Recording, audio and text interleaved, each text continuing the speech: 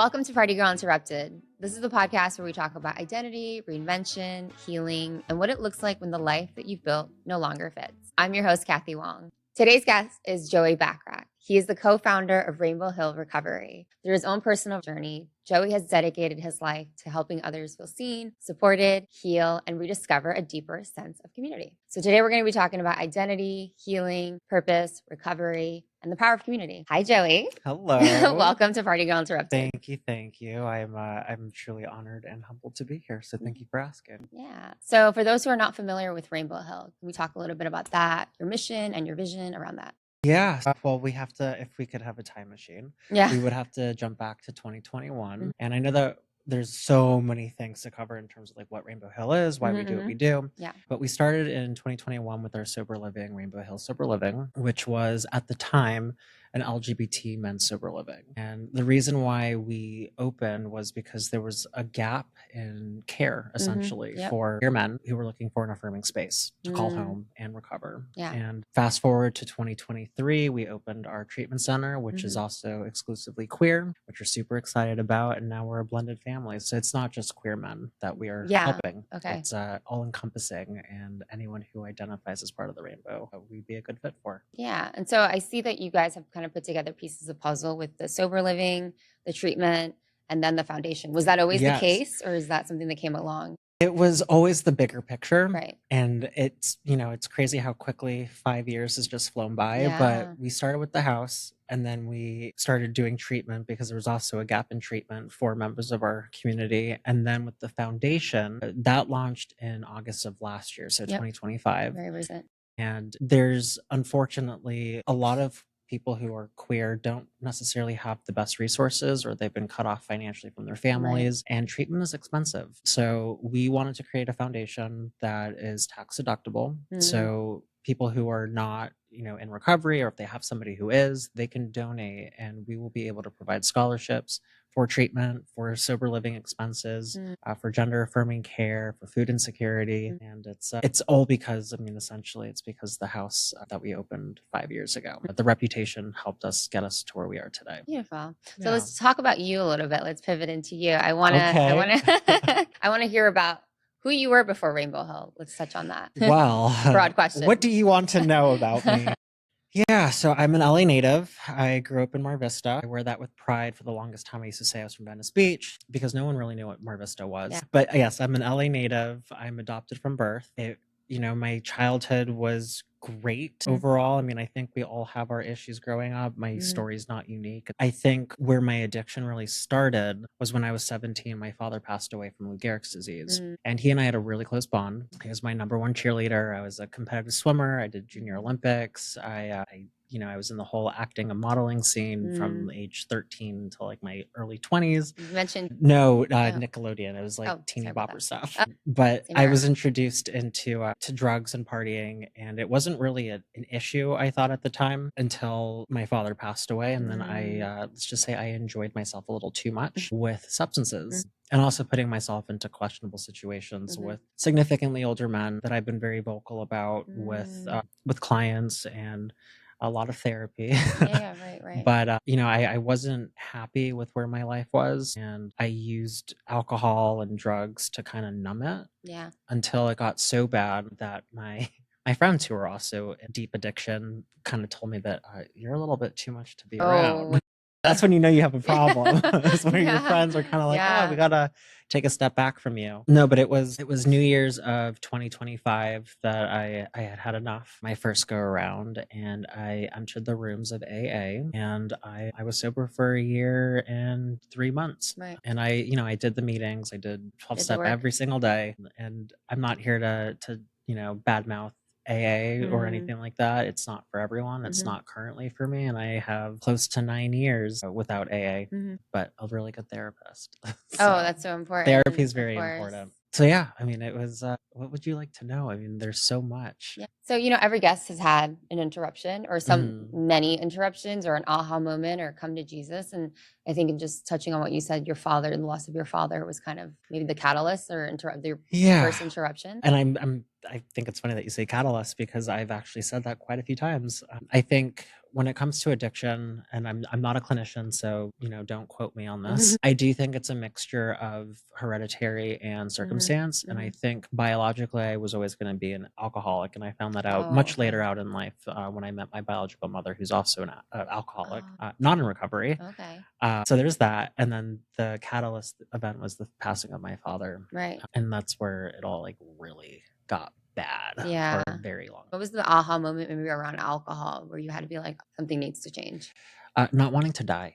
Okay, I think if you had said that, you had said like Yes. you should have been dead. I should have been dead a Oh, long time wow. ago. I didn't want to die from at least not being taken out that way. I mean, that would be an awful way to go. I'm grateful. Sure, I've had, attempts on my life, but that wasn't really so much during my addiction. It was more so prior to. Okay. But yeah, no, I'm a fighter. I didn't want to go out. Yeah. I think that just you sitting here with you and hearing your vulnerability, I want to open up myself. And how do you see that showing up with clients for you? Like this vulnerability, it's so courageous. It's been a beautiful experience to be able to talk to our clients about past experiences that I've had. When we spoke on the phone, when you and I spoke on the phone, I shared, I've been a victim of sexual assault quite a few times, and it's not something that I take lightly, and I wouldn't change anything about my past because I'm able to relate to our clients on a personal level where I'm saying like, I actually know exactly what you're going through. And it's not like someone trying to say, oh yeah, I know what you're going through. And no, you don't. It's like, no, I genuinely understand. There was a period in time where I didn't want to be touched for a year, even by people that I loved. That included like my mother, my fiance at the time, hugging me. Like I just didn't want to be touched. So I get it. Yeah. And it's a beautiful thing to now be able to relate to clients in that way. Yeah. So I want to touch on that. So it's such a unique kind of, I guess, maybe trauma or side effect of trauma. How did you move past that? Such specific, like not wanting physical touch, something that's so, innately human. Well, that was because of a really good therapist. It took a lot of work. Yeah. It took a lot of work because I'm somebody who expresses myself in different ways, and I've been prone to like reverting to going inside and not expressing outwardly. And so when people think that something's wrong, nothing could actually be wrong at that same time. Right. So I could, be dealing without it. And so with therapy, I've been able to express what's going on in my noggin. Right. And that's not, for me at least, it wasn't a way to live, not being able to touch. I mean, that's one of the most intimate things that you can do with somebody is touch. So. And then you mentioned fiance, now husband. Yes. Yeah, no, but you guys are in this partnership together. You started this journey. We are, and how that affects, everything that you're building together. Yeah. So one special shout out to my amazing husband, Andrew Fox. We actually don't know anything different in terms of not working with one another because we, in our lives prior to Rainbow Hill, we were real estate agents and we worked on flips together. We did all of it together. So we've always worked together. Oh, okay. Haven't killed each other yet, so that's a win. But it's nice being able to be in a room without saying anything and know exactly what the other person's going through or thinking. It is hard to turn off though sometimes, like when we need time to reset and recharge, our minds are always going like work. So trying to find that healthy life balance in terms of work, business, pleasure. Yeah. And I'm still a work in progress, and I've been saying that for 5 years, but here we go.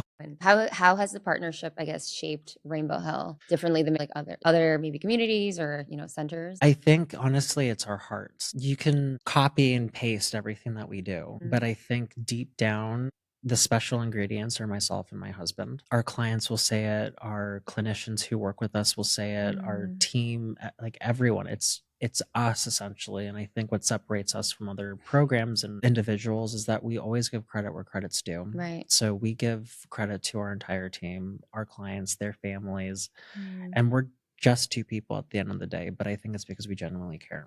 Yeah. So.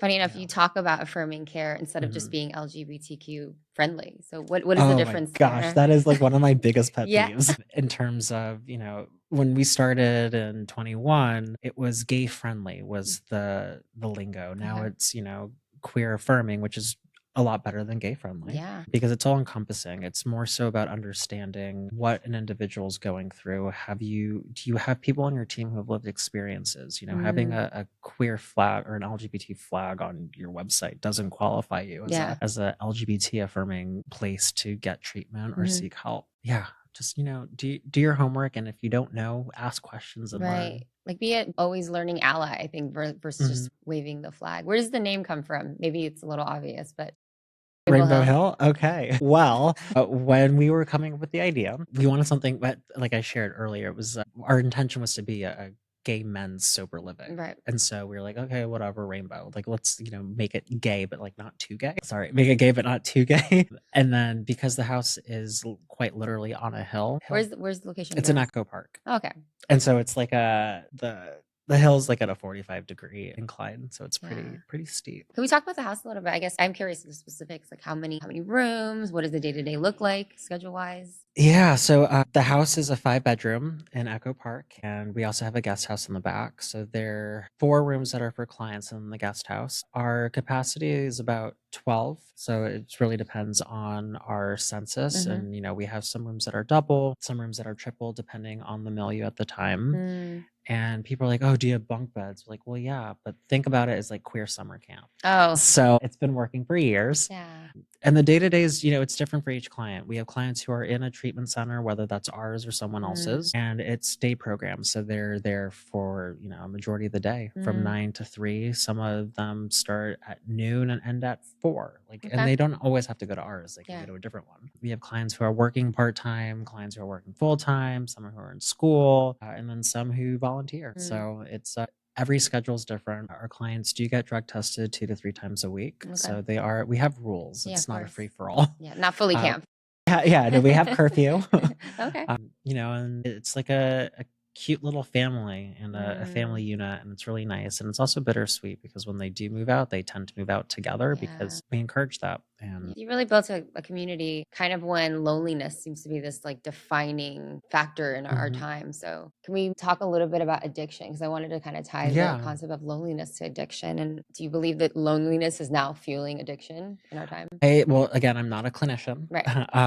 Personal experience, I do believe that, loneliness fuels it for sure. I know that I did a lot more damage when I was alone than I was with friends, and I did a lot of damage when I was with friends. But then you're left to your own thoughts, and it does come back, it comes back to touch and community, and you don't have to physically have to touch somebody to, feel close. But if you're isolated, it could be a very dangerous place. Yeah. And if you want to quiet down the noise, substances are Easy. possible, then, put 2 and 2 together. It's a cocktail for disaster. Yeah, I think that I don't know if I shared this with you on our call that I have bipolar disorder, and I talk about it quite a bit because it was one of my main interruptions. Kind of, my tagline is party to purpose, and maybe you can resonate with that as well. Absolutely. Yeah. So let me talk about a little bit about community. So we talked about the importance of community. Do you think people can heal without community? Well, I Let's talk think about that. if you're able to do that, you are a rare breed of human. Right? Like I think like there's so much self-healing talk right now. And then at the Uh-huh. same time though, like,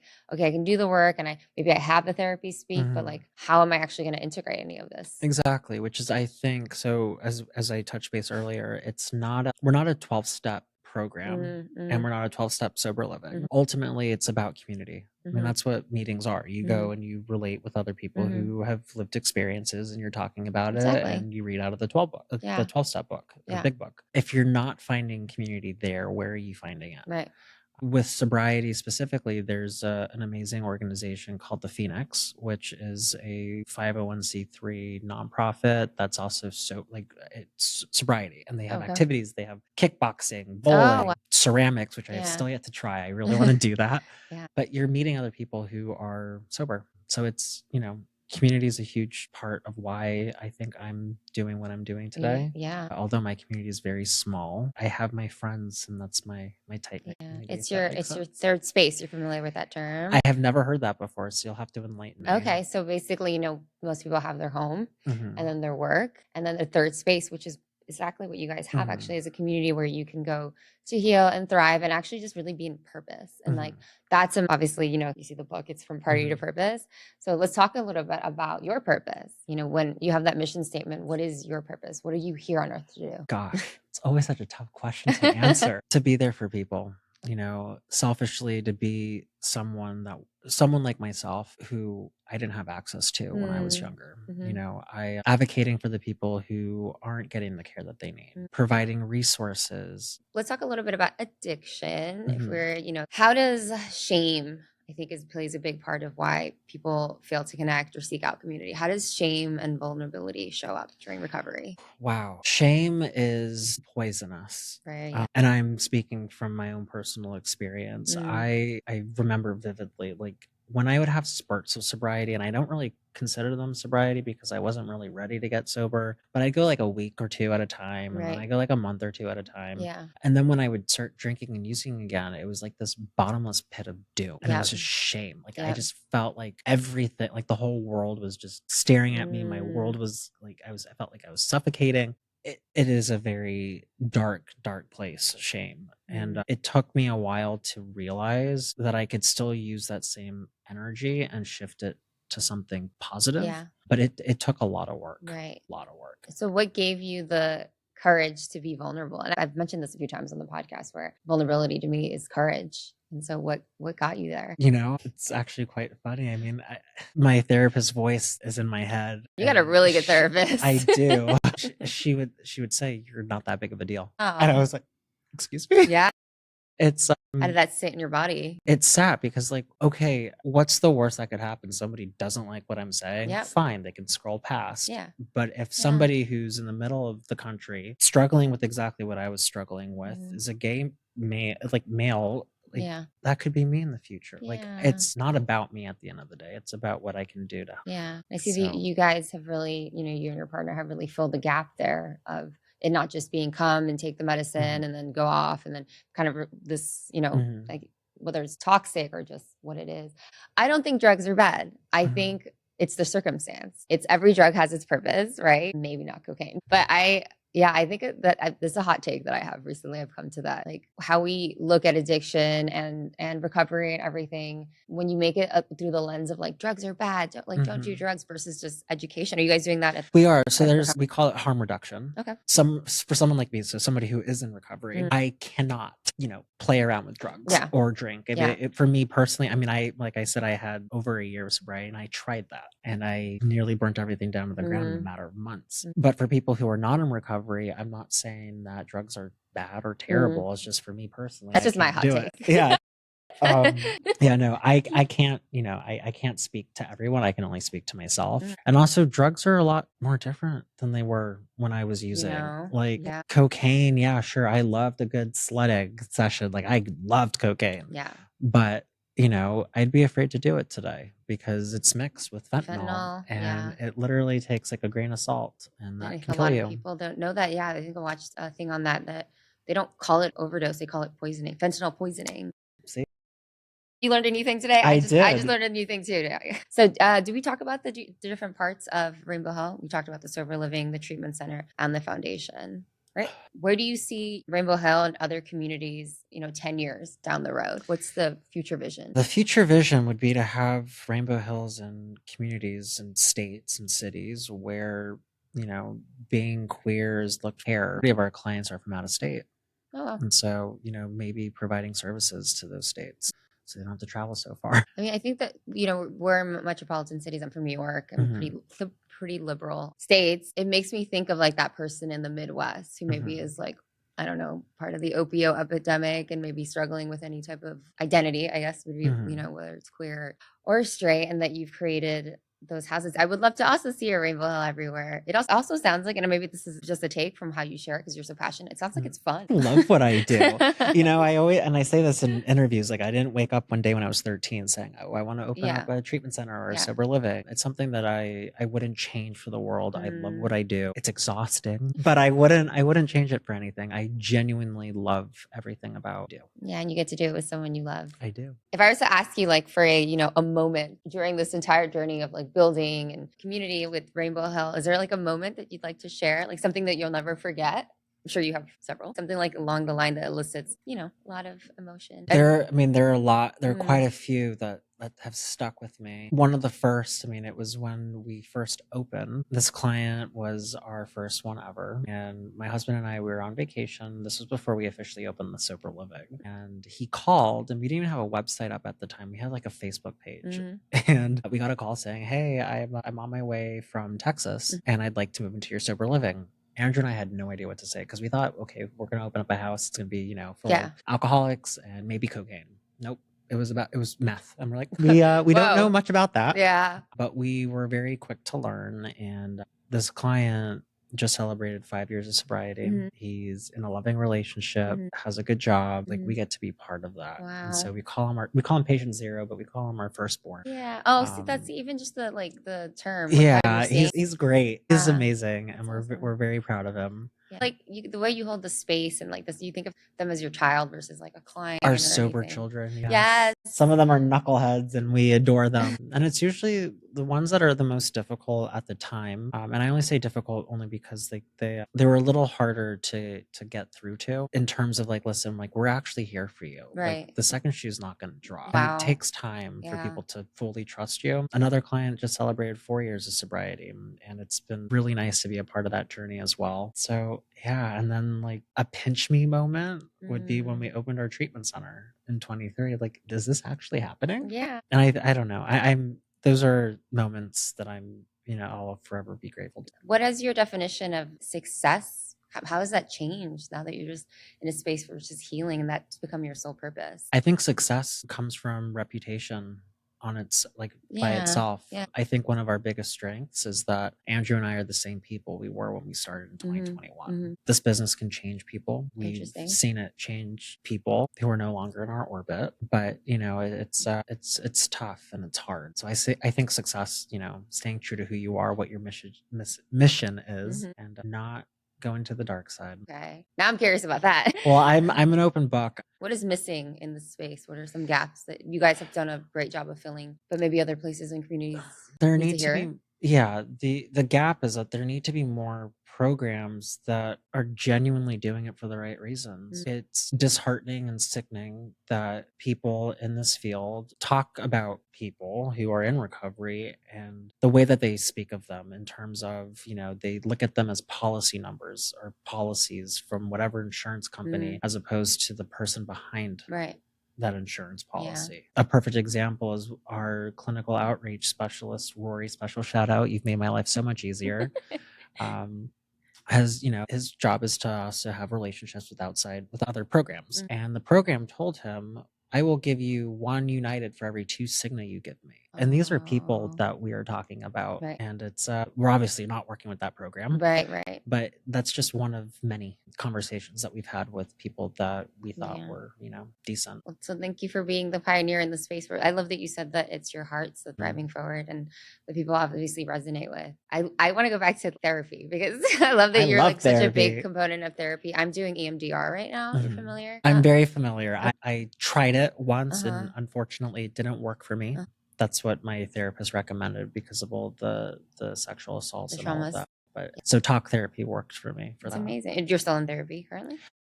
I use it for tune-ups. So like I think that's how it should be. We're not. I'm not going. Like if when you leave your therapist, you should be like, great. Yes. I've done my part. But EMDR therapy, obviously, if you know, for me with my bipolar, is there's all these memories and obviously traumas, big T's, little T's, that for me and for everybody, when you think about and haven't processed, it's like my body thinks it's happening right now. Like, I don't know. Yeah, like some type of like domestic abuse, like be like, oh my God, I'm being assaulted right now. And EMDR has helped me really dial up, the trauma, the emotion of it, and then bring it back down. So now I can talk about it and it's no longer like, oh my God, it's happening. It's like, I can talk about it as a memory. I'm like talking about it to everybody I know. I think that's so important.